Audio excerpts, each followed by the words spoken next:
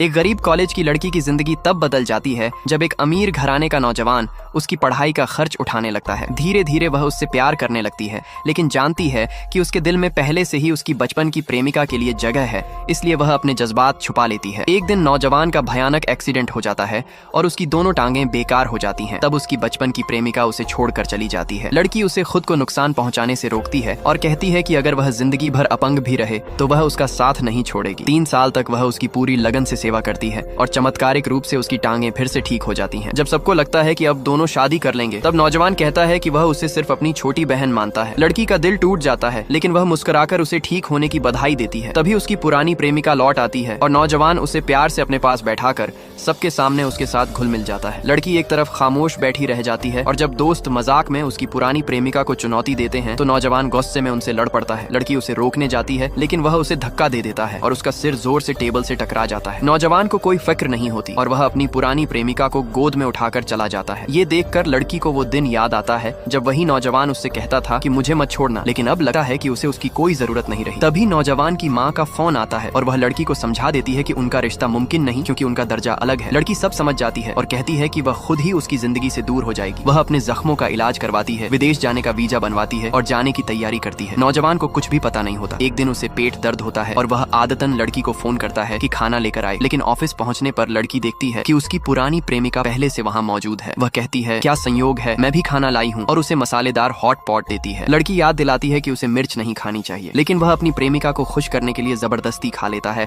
और दर्द से पीला पड़ जाता है। लड़की बस चुपचाप मेज पर दवा रख देती है और बिना कुछ कहे चली जाती है। कुछ दिन बाद उसका वीजा आ जाता है।